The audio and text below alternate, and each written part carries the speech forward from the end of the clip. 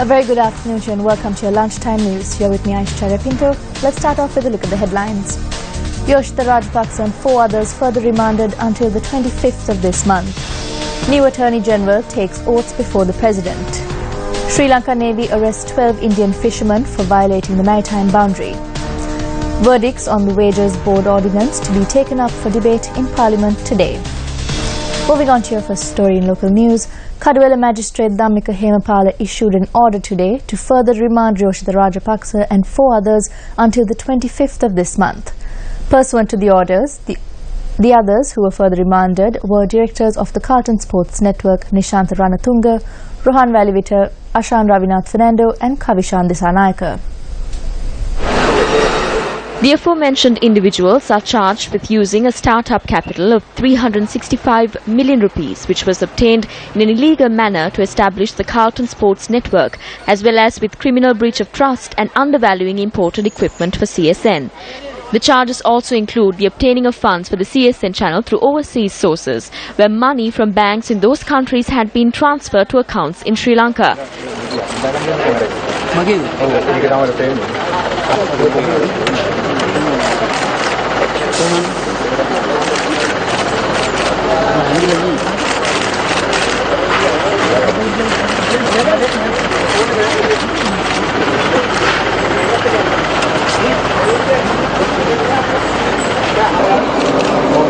A group including former President Mahinda Rajapaksa and former First Lady Shirantha Rajapaksa were in the court premises for the hearing.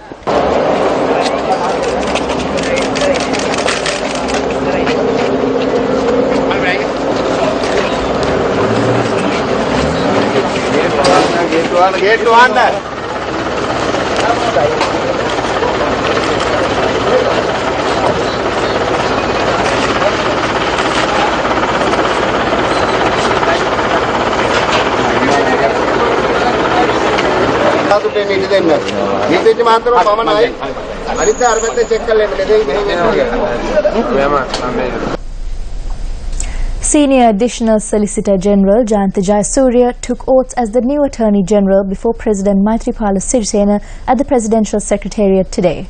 Jayantha Jayasuriya was sworn in as the country's new Attorney General today after the Constitutional Council granted its approval for the appointment yesterday, after the name was recommended for the position by the President. Previously, the President had nominated 2 other names as well, including President's Counsel Suhada Gamlat and Kapila Vaidyaratna for the position. A past pupil of Maliyadeva College, Kurunegala, Jayantha Jayasuriya entered the Sri Lanka Law College in 1979 and took oaths as an attorney at law in 1981. He joined the Attorney General's Department in 1983. In 2011, he was appointed to the post of Additional Solicitor General. Jayantha Jayasuriya notably appeared as a prosecuting counsel for several cases, including the Angulana police case and the Sadeepa Lakshan case. Minister of Labour and Trade Union Relations WDJ Seniviratna will present the regulations under the Wages Board ordinance to Parliament today.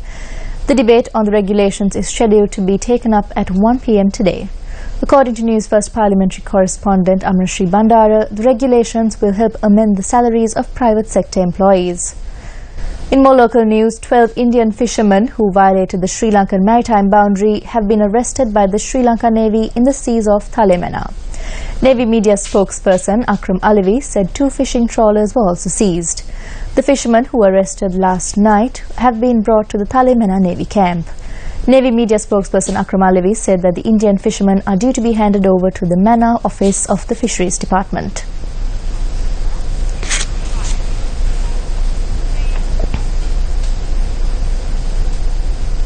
Speaking at an event to mark the 49th anniversary of DSN Anayaka College, Colombo, Minister of Education Akila Viraj Karyavasam expressed the following views.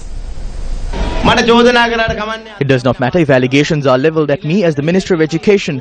Millions of rupees were wasted when distributing school uniforms in the past. We have taken these decisions without any fear, and we distribute the uniforms early this year and increase the allocations required to do so.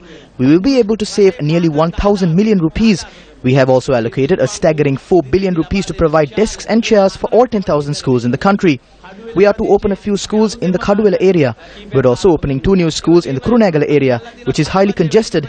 Moreover, we have concluded examinations based on qualifications to enroll 4,000 principals to schools. This process will get underway over the next few days.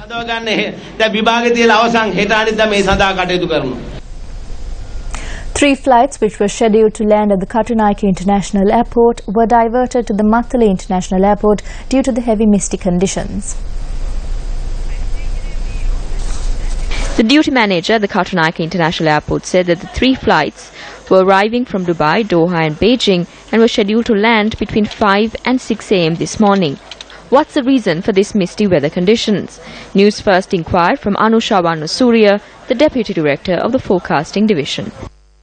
Actually, the mist is common during the January and February, but in 2016, winds came from the more easterly direction instead of northern direction. During the last 24 hours, mist has been reported from western, southern and Sabaragamo provinces. Reason for that, yesterday and today, our low-level moisture content is possible for the mist, and also wind strength also very low, and the surface temperature is a little bit cooler than the day before yesterday. So this reasons caused the mist during today morning.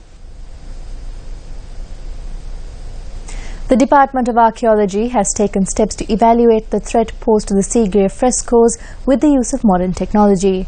The new technology is due to be brought down from Italy. The department stated that various damages caused by nature to the Sigiriya frescoes can be identified by the use of this technology. Meanwhile, the fragile plaster wall in the cave of Sigiriya, where the frescoes are located, are currently being renovated. The Department of Archaeology said that a group of conservation officers have been deployed to Sigiriya for renovations.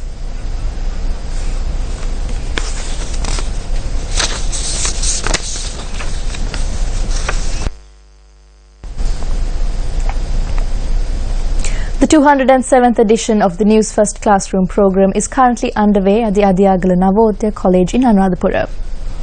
The program, which aims to educate students from all walks of life, is focused on creating awareness of the changing practices of media and communication through the use of modern technology. The students were given a brief idea about a number of operations undertaken at Newsfirst classroom. This task was undertaken to create a new generation with sound knowledge of media and communication.